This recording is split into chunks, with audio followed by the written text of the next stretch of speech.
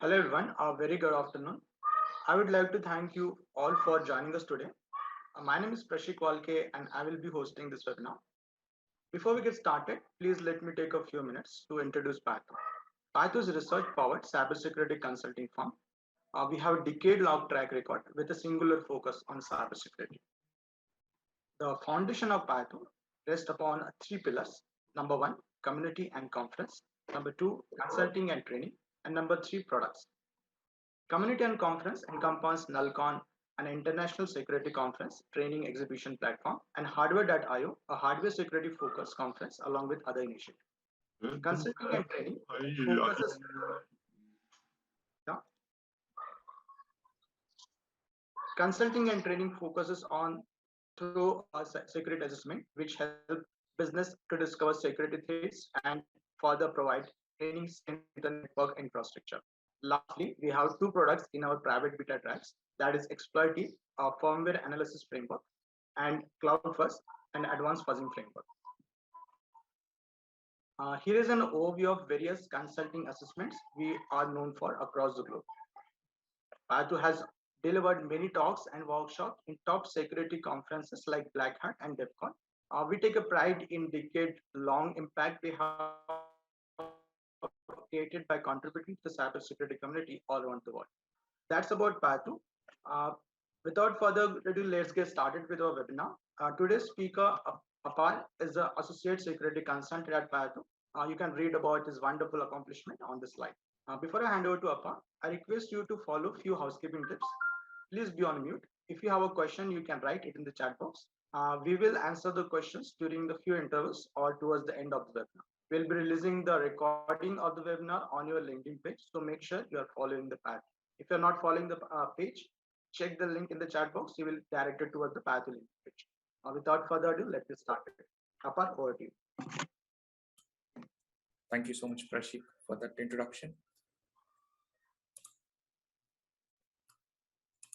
I'll share my screen.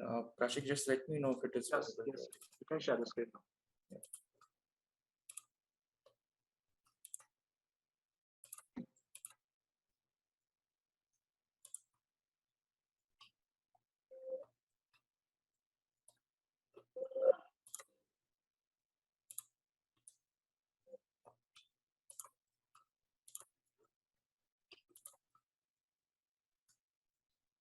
I hope the screen is visible. Yes, it is.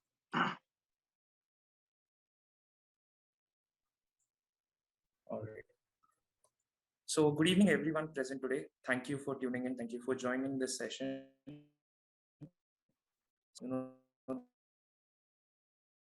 Security aspects of medical devices. We'll be probing into the security aspects of these medical devices.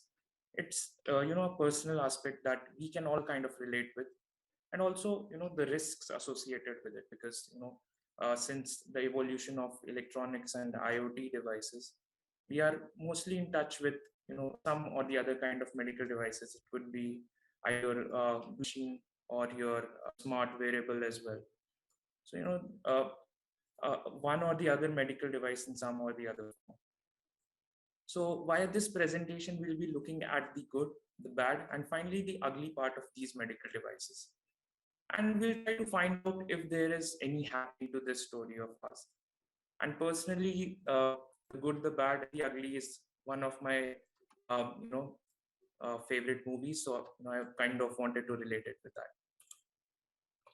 So this is something about me. I consult with, I work with Paya2 as an associate security consultant, specifically for IoT security. My interest lies in hardware, firmware, and RF reverse engineering and security. I'm a member in Null Open Security Community IEEE Pune section, and recently this year we started our own community, which is called the SISDRUG, which is basically a software defined radio user group. We started this community in order to spread the awareness about software defined radio in India and across the globe. I can hear some noise. Can everybody go on mute? Thank you. And finally, I have been delivering talks, and I have been working as a trainer at various security conferences and platforms around the globe. That was something about me. So, let's start with the growth of the medical, device industry. So, growth is a good thing, and medical device industry has been witnessing it in abundance. Especially after the situation, like the pandemic situation happened, you know, uh, the the the market has further shot up worldwide. So, starting with the very early stages of the medical devices industry, the evolution of these medical devices and instruments can be traced back to 1980s, and since there has been no stopping. With more and more advancement taking place with time, especially medical devices evolved from maths and physics from 1980 to getting connected to the internet, and computers also replacing some of these devices in the years early 2000s to 2010. And in this last decade, these devices have got connected to the internet, and this is where we have started observing some specific attacks to the devices. So according to Fortune Business Insight, globally medical device industry is one of the fastest growing industry, which is expected to hit 621 billion US dollars by the end of financial year 2025. And each year more players want to join in, since it has become such a fast growing industry. More and more startups are putting in their time and effort to come up with some kind of innovation or the other. And talking about the stats of last year, US FDA approved more than 50 new medical devices, and this count is expected to grow exponentially with time, which means new players are entering the market. Larger players are innovating and coming up uh, with this, and it is basically leading to more and more evolution in this segment. So coming to the statistics, as per a report by Fortune Business Insight, IVD, which are in vitro diagnostic devices, these devices you will find basically your blood sugar monitoring machine, some of the testing devices which are used in diagnostic lab. So these comprises of the in vitro diagnostic devices hold the larger share of the market out there, since a lot of them were easy to procure and used by consumers and medical institutes alike. Devices like BP monitoring machine, blood sugar monitoring machine, and some of the other devices that are used in your diagnostic centers comprise of this larger section. The next market share is occupied by cardiovascular devices, diagnostic imaging, orthopedic devices, which include your pacemakers, defibrillators, insulin pumps, and so on. So, this brings us to one of the conclusion that these devices are not just in the hospital premises, but a large part of these devices are also inside the human body. So now let's come to the bad part. So as you can see, a lot of headlines have been made by some of these cyber attacks that took place on the medical devices, and there were a lot of things that made it to the news. Um, uh, you know, Basically attacks on hospital infrastructures, attack on specific devices, whatnot. So this is the bad part of our story: ransomware attacks, data breaches, abuse of functionality of certain medical devices. This is what uh, you know drew the media attention. So one of the interesting facts that you know uh, I came to know about was, according to Fierce Health, it was found that the PII data of a person is sold for $3 on the dark web, while the medical data and health records can go as much as 1,000 US dollars. This makes it kind of a lucrative target for the attackers to target the hospital infrastructures and the medical devices.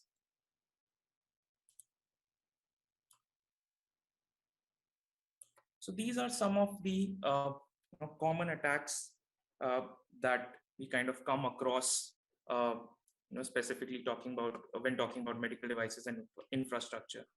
So ransomware attacks, these ransomware are installed onto some devices or onto the infrastructure, and they are typically, there to extort money from these hospitals and, from these medical institutes. Data breaches are usually done to get access to these medical records. And as I previously mentioned, uh, a, a a health record of an individual goes up to as much as $100 on the dark web. So data breaches is again one of the more common attacks that we observe in the medical field. DDoS attack, which is basically denial of service, distributed denial of service attack, which typically to target a specific infrastructure in order to disrupt the services of that hospital. And as far as I remember, I recently read this news wherein a hospital infrastructure in Mexico City was targeted. Uh, there was a casualty caused by that denial of service attack, which kind of made it the first cyber attack, which costed a human life, which is a very major threat to the medical devices and infrastructure.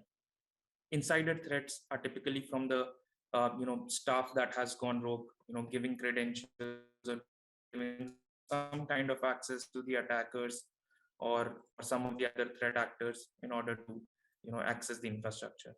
And finally, we have phishing, which is one of the more common practices. These are typically used to either get access to infrastructure, to some data, or get money from these hospitals. And we have observed, day by day, hospitals are becoming more and more, prone to such attacks. They are becoming a target to these attacks. Another news I came across in the blog called Verge, where a ransomware attack was targeted on a German hospital, and again, it kind of disrupted their services for a good amount of time for that day. So we finally come to the ugly part. It's not just about the organization losses or revenues, but more importantly, it's about the human life that is at the risk. So this is the ugly part of our story. So one interesting case study on those lines that I thought of mentioning today was US CERT issued an advisory back in 2019 for the radio communication vulnerabilities that were found on multiple electronic products. Now, the exploitation could be performed by a low-skill attacker as well. The issue was in the in the Connex telemetry protocol. So it was using a protocol called Connex telemetry, which was their own custom protocol, and it was basically any attacker could kind of replay that. It was a radio protocol, so some kind of data was exchanged via the RF link. So basically, an attacker could replay that data and send that data. So this caused a lot of this made it to a lot of news. And in the other news, the former US President Dick Cheney, who was using such a wireless pacemaker, got it removed in 2007 amid the fears of being hacked by terrorists. And this was possible because of the vulnerabilities that were existing in the custom radio protocol that the Medtronic product was using. So point of concern that arise from a scenario like this is, that an attacker can stop the device, generate more pulse than required to the patient, and not just all of this. The attack can be launched on a larger scale as well. So let's assume if there are 30 people in my radio frequency range, I can issue commands and cause some or the other malfunction of that device in that range. So 30 people or 40 people can get affected by this. So the magnitude can also increase, and attackers can target multiple devices at the same time within the range.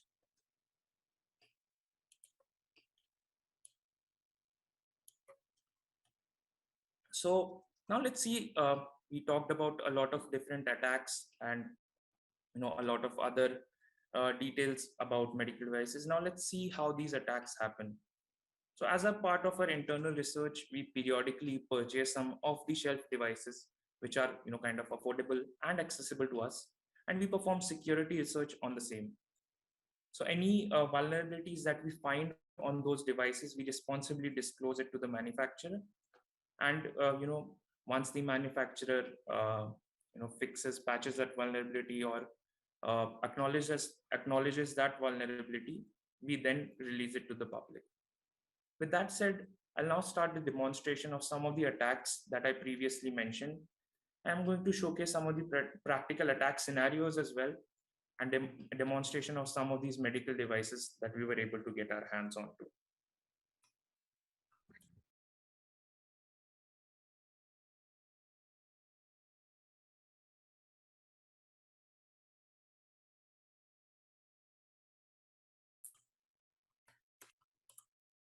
So let's start with the attack scenario number 1.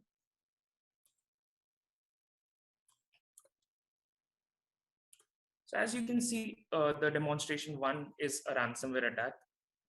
This is based on the CVE that we got issued, which is CVE 2020 15482. So the cat is our attacker, and basically once the attacker has a connection to the hospital network, and this can be in many different ways. This can be either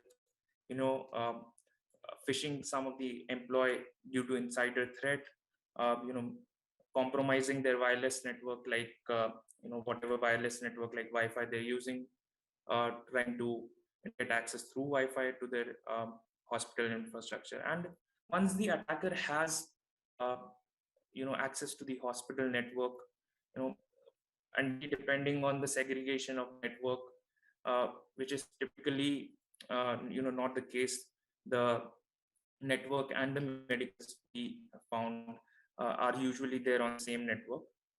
So now we'll see how a ransomware attack is carried on to a medical device. So the tools of trade in this can be either an attacker needs a laptop, or a bare minimum a handheld sized computer called the Raspberry Pi. So it is just the size of a palm. Doing a few configurations on it, the attacker can use that as well. And some of the other tools that were basically used to create this demonstration were Nmap, Cat, Telnet, some shell scripting. And let's start with the demonstration now.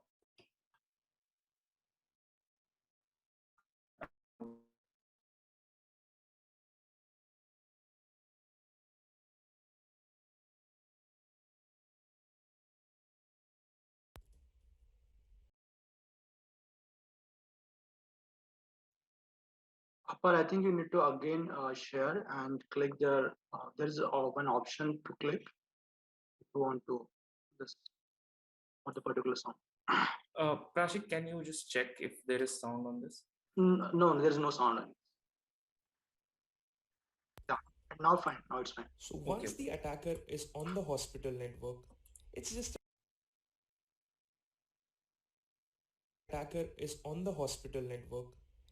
a 3-step process.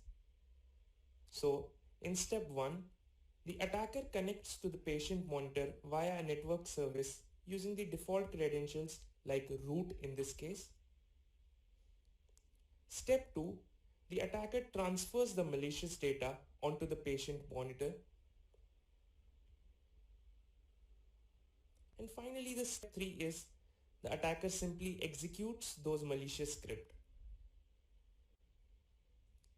And as you can see, the attacker has launched a ransomware attack on the patient monitor. So because of a very basic security misconfiguration that was not having a root password or an access control on the telnet that the device was using, the attacker Once inside the hospital network, just simply running a few scripts, were able to modify the data, modify the file system onto the device, of the device, and you know uh, kind of launch a ransomware attack on this device.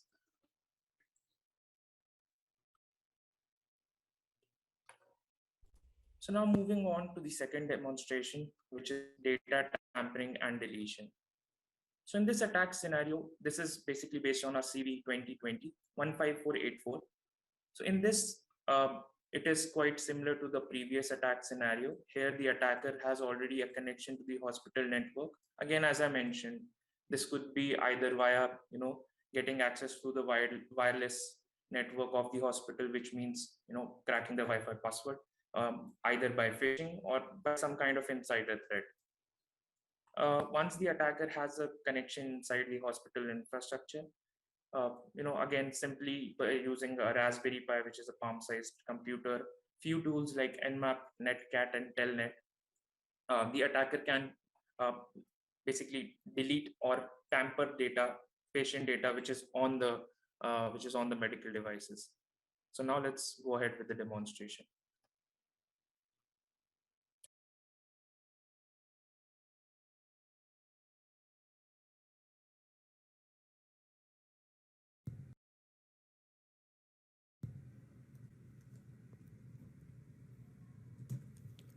Since the attacker is already connected to the device, let's see how he modifies and deletes the patient log like systolic, diastolic, mean arterial pressure, and the time when it was recorded.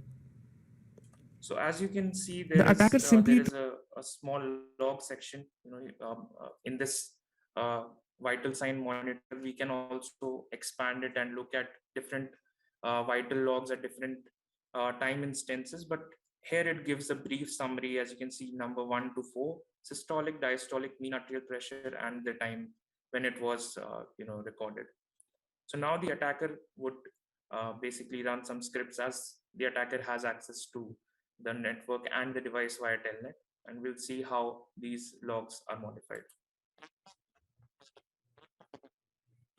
transfers the malicious data onto the device and executes it.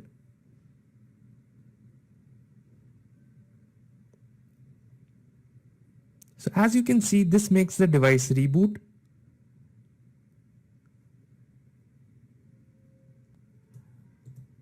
and the major portion of the data is deleted while the remaining is modified. So now you can observe, like, The data. The previous reading were different. We had 4 previous readings, on this patient monitor, and this time when the attacker was just executing a script, the attacker was able to modify the data and feed the device with modified data or delete some data as well. So this is how, if there is no proper you know read write on some of the critical binaries that are saving this data, how can these attacks basically take place?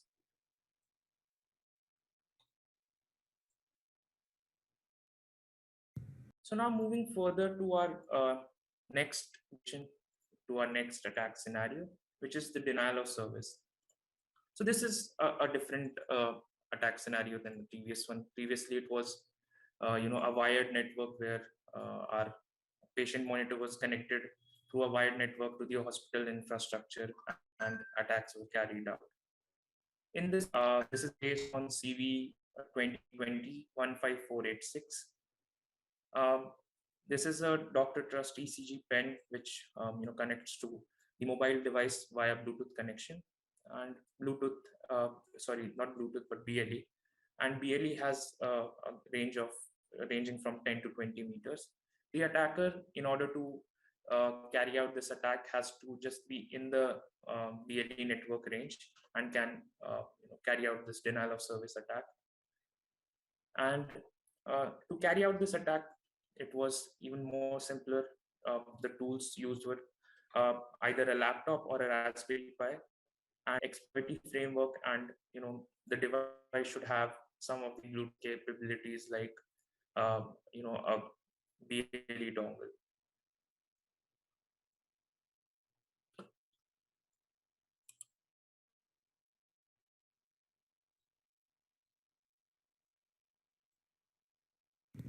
So we'll be using Exploity framework for this demonstration. Exploity is an open source IoT security testing and exploitation framework. So by simply writing a particular value, the attacker can cause denial of service. This can also lead to the breaking of device in some case. As you can see, the attacker has issued a command and this has led the device to turn off, which signifies that this was a denial of service attack. So again, a very simple attack carried out on a ECG pen which communicates via BLE. So in order to carry out this attack, we used an open source framework called the Exploity. You can check out this project on GitLab. This framework is basically an IoT security testing and exploitation framework with different plugins for a lot of different protocols that are part of the IoT ecosystem. So as you just saw, the attacker just issued a command which was a write command. So we'll be using Exploity framework for this demonstration. On the BLE handle, one of the BLE handles, and by writing that, by sending that write command onto that particular handle, the attacker was basically able to cause a denial of service attack, ultimately leading to the unavailability of the ECG pen.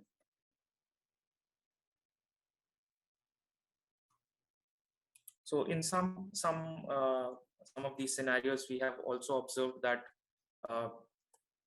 that the device not just reboots, it also resets, or it is in some kind of deadlock state, which the user has to manually reset it into.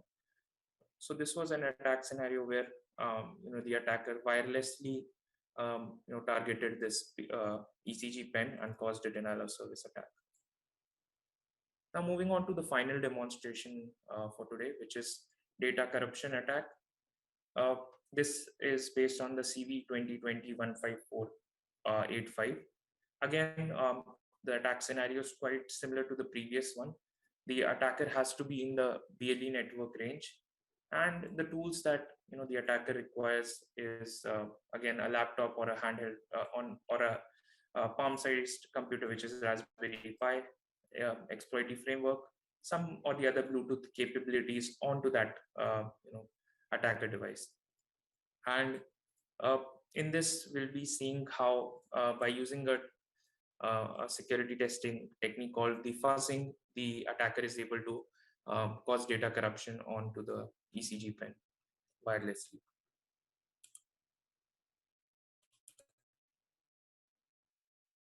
Most of the medical devices store the patient data on the device as well as the mobile application that comes along. We will now see how an attacker can corrupt the data wirelessly.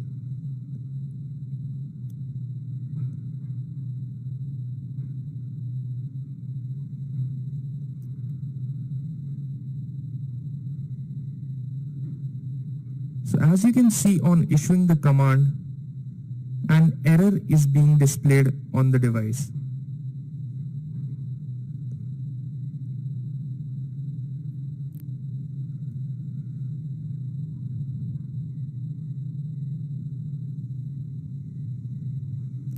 As you can observe, the attacker has wiped off the patient records from the device memory. And when the device syncs with the mobile application, it gets deleted from there as well. So in this demonstration, we saw how an attacker was, trying to fuzz a particular attribute of the BLE server that was on the device. And again, due to security misconfiguration and not keeping that BLE handle as read only, the attacker was able to write basically fuzz data on it, which is sending mutated data to a sample data constantly onto that device, and this ultimately triggered a deletion of data from the BLE from the ECG pen, from the wireless ECG pen, and the data was wiped clean from the device. And we observed on syncing this device with the mobile device, it got deleted from there as well. So again, the attack showed demonstrated right now was carried out wirelessly on a BLE wireless network.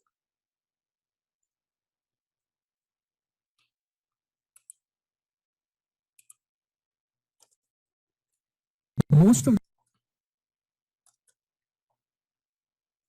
So I think this gives you a fair idea of what is the impact and what is at stake here.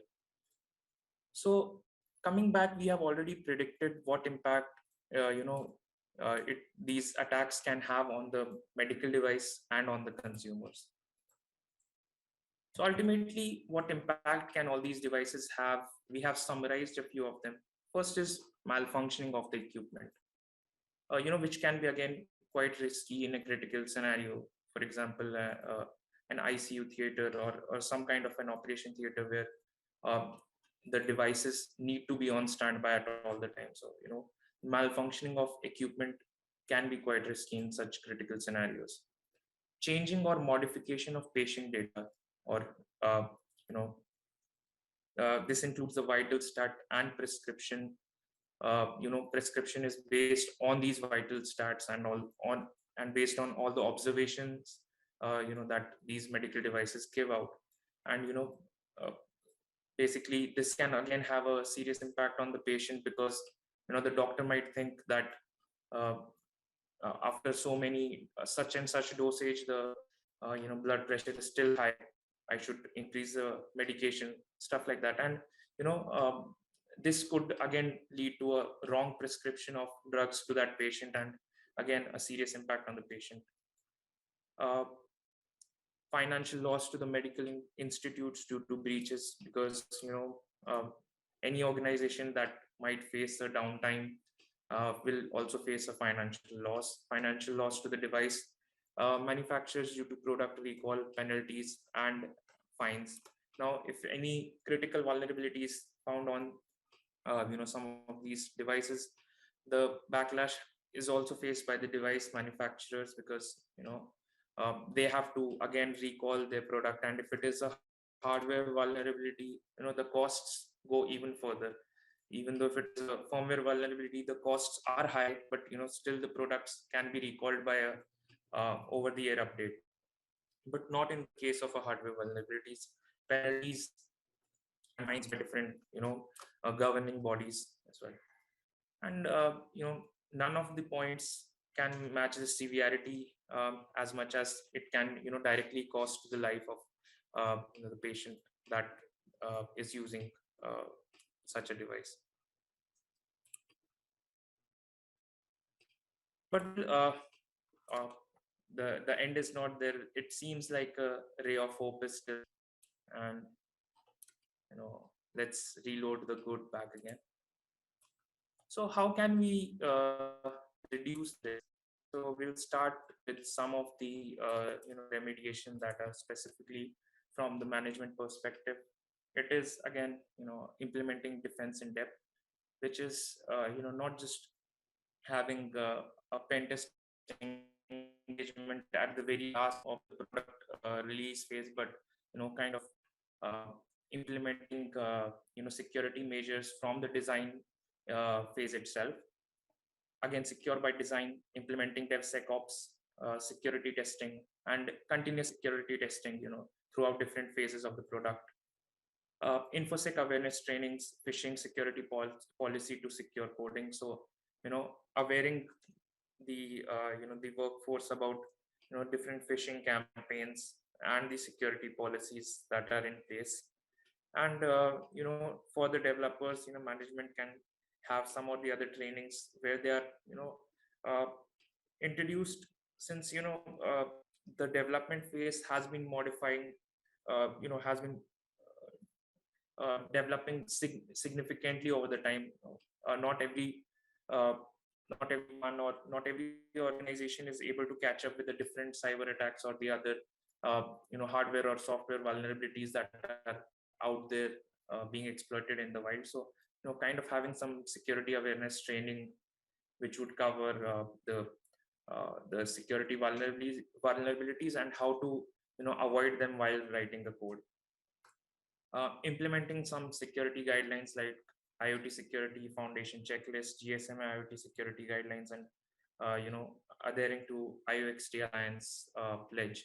So these are some of the different frameworks, where the medical device manufacturers can, basically look into these frameworks, help the development teams to guide from the design phase itself to the security assessment phase, till the security assessment phase, keeping in mind the different security measures, and help implement, if not the very secure product, but at least something that cannot be easily targeted. And to be honest, there is nothing like a completely secure product. Regulation and compliance verifications, the management can identify different compliances, that are applicable in the region that they are working in, and whatever is good from their product standpoint. Now this can consist of something like HC 303645, HIPAA, IEC 8000122, GDPR. These are some of the examples of some of the compliance and regulations that the product management team can stick to. And there are a lot of more in these, and also in the previous pointer where I mentioned the framework.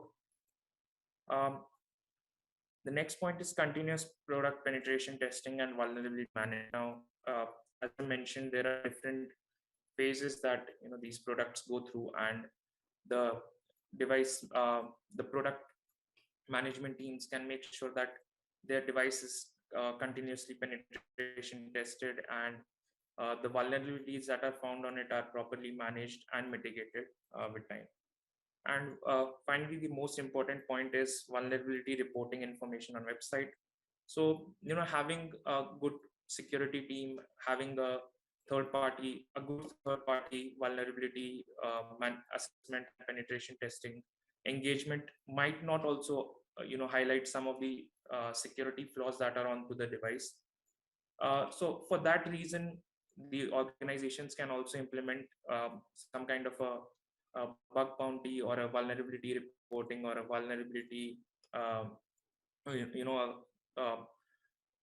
crowdsourced vulnerability reporting program on their website.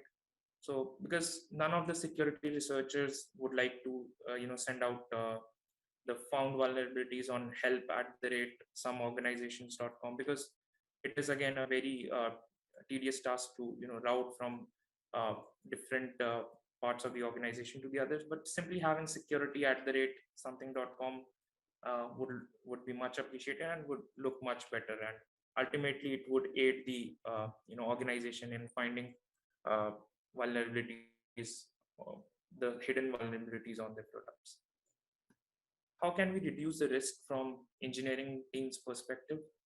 So here there are a few basic points that engineering teams can stick to, and it would ultimately lead to a good security product, as a product having a good security. So first thing and foremost thing, no hard-coded credentials, because this is something that now the attackers are very used to. They won't be typing in root and root admin 123.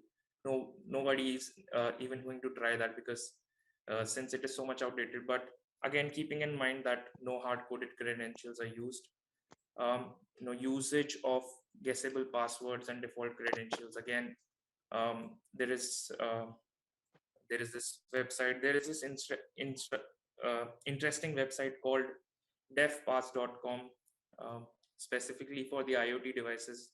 You can check it out later. It is defpass.com. You can type in any manufacturer's name, and it would basically give you the default credential that their certain product model is using. So that was something interesting and funny that I found. So again, avoid using something like a guessable password or default credentials. Having secure firmware updates. By this, we mean that having having a secure firmware update on the device, and having root of trust, which properly checks for the firmware that is being loaded onto the device as well. Sending encrypted firmware in some kind of encrypted compressed file, having a proper decryption routine onto the device, and then kind of having some checks onto the device in order to check whether the firmware is one which is issued by the manufacturer or not. Authentication, authorization, and access control. So whatever web application the device is attached along to, or whatever different kind of user role if the device has, there should be proper authentication, authorization, and access control. Differentiating the device, differentiating from one user to the other. Secure communication using TLS and the latest version of TLS specifically, and other standards depending on what interface the device is using. So having encrypted communication is always a good thing to keep in mind. Check for known vulnerabilities in software and hardware components. So performing a CVE mapping on whatever software components, whatever open source binaries the product is using, mapping the CVEs to those particular software binaries, and also the hardware components. Some of the hardware components are also prone to some of the known vulnerabilities. So in the design phase itself, the teams can sit together while the design phase is on, and the team is deciding on what hardware components to use. They can shortlist a few and check whether they have some CVs attached to it, or whether there is some or the other information on some dark web forums or not. So close hardware debug post production. One of the other things that we have observed a lot in medical devices is hardware debug ports are open after production as well. Now this can be UART interface or a JTAG interface, and the thing is, these hardware debug ports are the entry point for a lot of attackers and security researchers, that help get them insights on what the device is using, how it is functioning. So that makes it kind of a entire environment understandable for the attacker, and then they can attack the devices remotely as well. Encrypt data at rest and motion, which means whatever flash memories or however the data is being stored onto the device, it should be encrypted, and whatever data is in transit on the circuit board as well, it should be encrypted as well, because the attacker can flash kind of desolder the flash memories from the controller board, dump those flash memories, and get the firmware in order to study the device more. And likewise, by the data in transit, we mean that whatever data serially is being communicated, that should also be encrypted, because there are a lot of serial sniffers that attackers can use in order to get some keys or some secrets out of the device. Filter all input from all interfaces, which means let's say if a device is using MQTT interface, and it is showing that MQTT data onto a web interface. So the attacker can use or leverage that MQTT protocol and send in some kind of payload through it, and that would reflect onto the website. So the attacker can basically perform a cross protocol attack, which means using one interface to exploit the security vulnerability onto the other. And finally, having a no trust external network, which means a zero trust network. Any external environment, and I believe even segregation or air gapping in the internal environment or infrastructure should be done, which means having a different network for some other usage, having a different network for the medical devices that are connected, and having a different network for basically the the operation, the hospital infrastructure operation and whatnot. So having segregations and not trusting the external environment in any case. So again, this is something that can be included in the threat model while the infrastructure is being designed. Yeah, so that's it. That brings us to the end of the presentation. So if you have any questions or any queries, feel free to ask. These are some of the references and credits of the images or GIFs that I've used throughout the presentations. Thank you to the sources. And if you have any questions, you can start.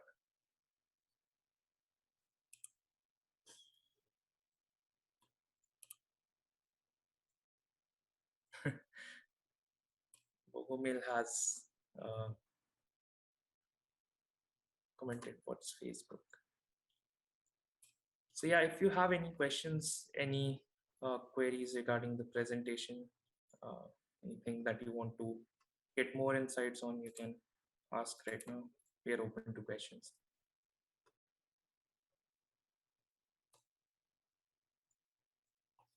Let's wait for 3-4 minutes, Appa. And meanwhile, Aparna, if you can share the feedback link.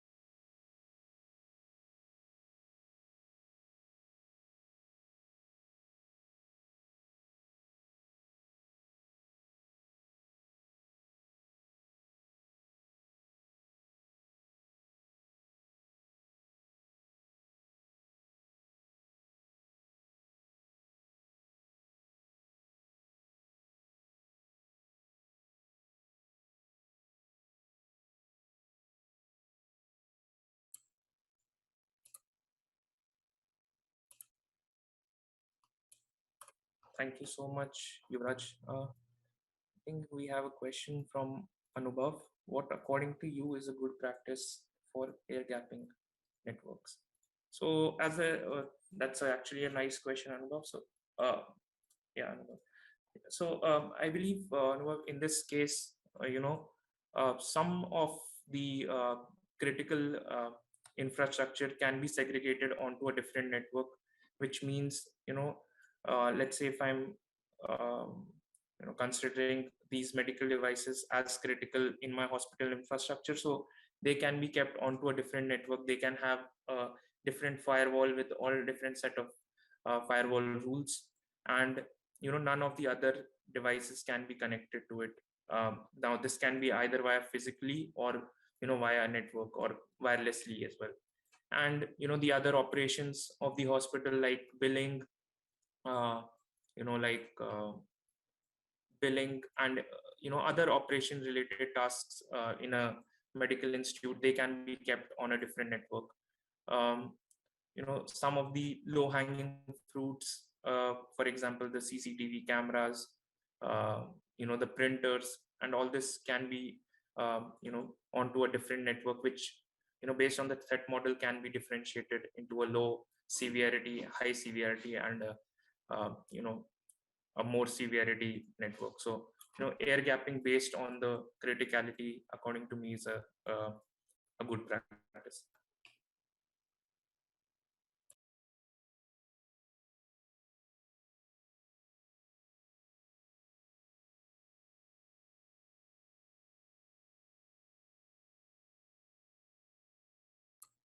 You're most welcome, Abhinav. Sorry, Anubhav.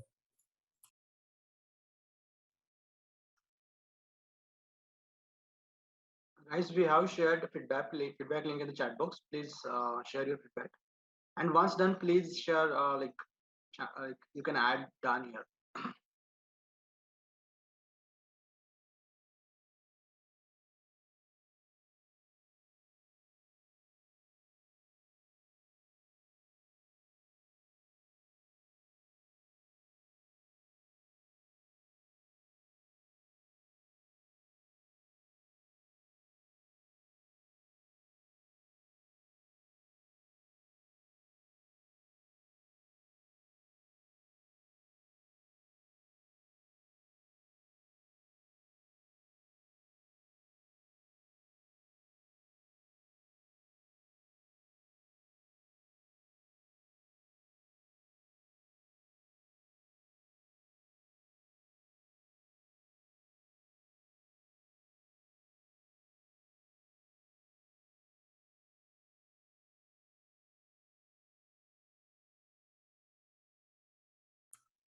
So thank you everyone for joining in. Thank you for all the questions. Thank you for being such enthusiastic and lovely participants. If you have any questions or any other queries you would like to connect with and discuss offline, I'm typing in my email. You can mail me at apar@pire2.io, and I'll be more than happy to start a discussion. Thank you so much, everyone. Have a good day.